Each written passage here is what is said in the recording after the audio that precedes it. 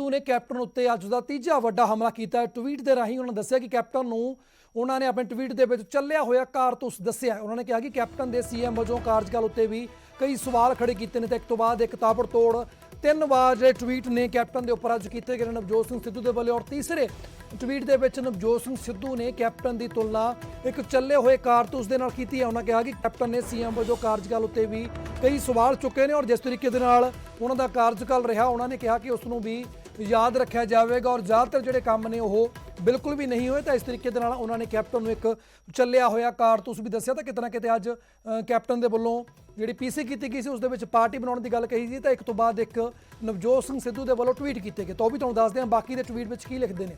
सिद्धू ने ट्वीट किया कि तुहानूं चंगी गवर्नेंस करके हटाया गया है। पंजाब के सब तो निकम्मे सीएम नूं 18 सूत्री एजेंडे उत्ते काम ना करन उत्ते हटाया गया है। तुसीं पंजाब के सियासी इतिहास के विच जयचंद वजों याद किए जाओगे। कैप्टन एक चले हुए कारतूस तो वध होर कुछ भी नहीं।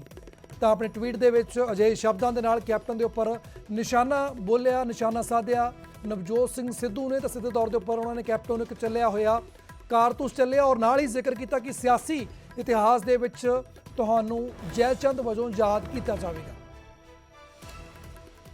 तो साफ तौर के उपर नवजोत सिंह सिद्धू अज खुल के वरदे हुए नजर आए हैं कैप्टन अमरिंदर सिंह के उपर। उन्होंने कहा कि दस्सिया उन्होंने कारण कि क्यों हटाया गया। उन्होंने कहा कि तुहानूं चंगी गवर्नेंस करके हटाया गया है।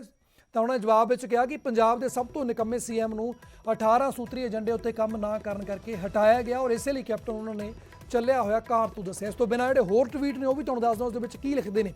इस तो पहला वाले ट्वीट के उन्होंने लिखा कि असीं कांग्रेस के 78 विधायक कदे सोच नहीं कर सकते कि सानू अजिहे मुख्यमंत्री कैप्टन अमरिंदर मिले जिन्हां दी नब्ज बीजेपी के हथ विच सी। कैप्टन ईडी के कंट्रोल वाले बीजेपी के वफादार सीएम सन जिन्हां ने खुद नूं बचाउण लई पंजाब के हितां नाल समझौता किया।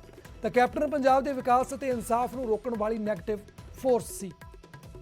तो उस तो बाद जिहड़ा पहला दूसरा ट्वीट किया गया भी तुहानूं दसदे उस दे लिखते हैं तुसीं मेरे लिए दरवाजे बंद करना चाहुंदे सी क्योंकि मैं लोगों की आवाज़ बुलंद कर रहा सी, सत्ता अगे सच बोल रहा सी।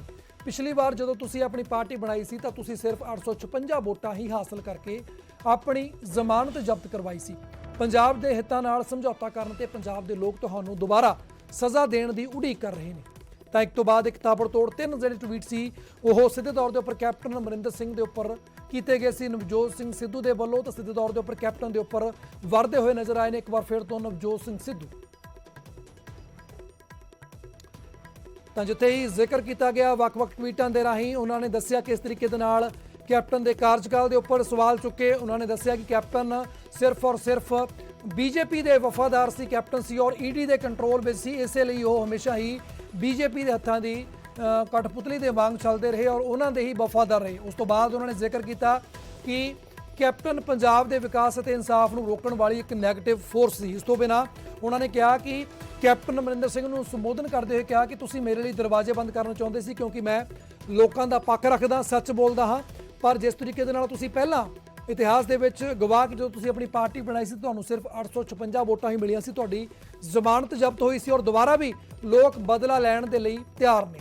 तो सिद्धू के वार के उपर कैप्टन का भी तिखा पलटवार देखने को मिले वो भी तुहानूं दसदे हां। कैप्टन ने ट्वीट किया, उन्होंने कहा कि सिद्धू नूं कुछ पता नहीं, बस गल्लां करनियां आउंदियां ने। सूबे के मुद्दों उत्ते केंद्रीय मंत्रियों के नाल मुलाकात की है। केंद्र के बिना कोई सूबा अगे नहीं वध सकता। सिद्धू नूं सरकार चलाउण बारे कुछ भी जानकारी नहीं है। तो सिद्धू नूं उन्होंने दस्सिया कि सिद्धू के कोल कोई तजर्बा नहीं है। नाल ही जिक्र किया कि सिद्धू सिर्फ गल्लां कर सकते हैं, होर कुछ भी नहीं कर सकते। ये गल्लां कहते हुए पलटवार किया कैप्टन अमरिंदर सिंह ने नवजोत सिंह सिद्धू के उपर। उन्होंने जिक्र किया कि मैं पंजाब के सूबे के मुद्दों को लैके केंद्रीय मंत्रियों के नाल कई बार मुलाकात की है और केंद्र के बिना कोई भी सूबा अगे नहीं वध सकता। सीधे तौर के उपर उन्होंने उस गल का भी जवाब दिता जी गल की सी कि बीजेपी के वफादार ने कैप्टन सिद्धू कह रहे थे।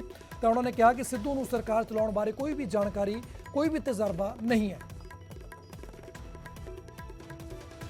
अभी एक ट्वीट किया है आपकी प्रेस कॉन्फ्रेंस के दौरान ही, वो कह रहे हैं कि आप बीजेपी के सबसे लॉयल चीफ मिनिस्टर रहे, आपने पंजाब के इंटरेस्ट को बेच दिया, इसीलिए 78 एमएलए जो थे पंजाब कांग्रेस के वो आपके अगेंस्ट हो गए और आप अब बेवजह की बात कर रहे हैं। Tell he knows nothing, this fellow talks too much, इन्हें अकल कुछ है नहीं इनू।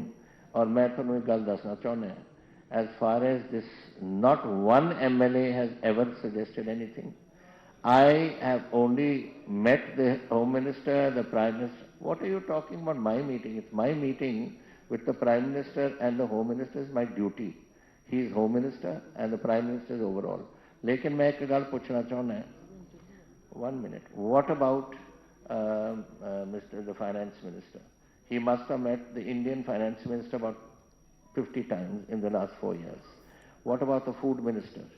When the food crop on the कितनी बार Food Minister has to meet? It's our duty. It's a duty. Nobody is doing anything against. ਜਦੋਂ ਤਾਈਂ Union Government and the state governments do not work together, the state cannot ਤਾਂ move ਇੱਕ ahead. ਦੂਸਰੇ ਉੱਪਰ ਵਰਦੇ ਨਜ਼ਰ ਆਏ captain Amarinder Singh ਤੇ ਨਵਜੋਤ ਸਿੰਘ ਸਿੱਧੂ ਔਰ ਤਾਬੜਤੋੜ ਹਮਲੇ ਕਰਦੇ ਨਜ਼ਰ ਆਏ ਟਵੀਟਾਂ ਦੇ ਰਾਹੀਂ। ਤਾਂ ਇੱਥੇ ਵੇਲਾ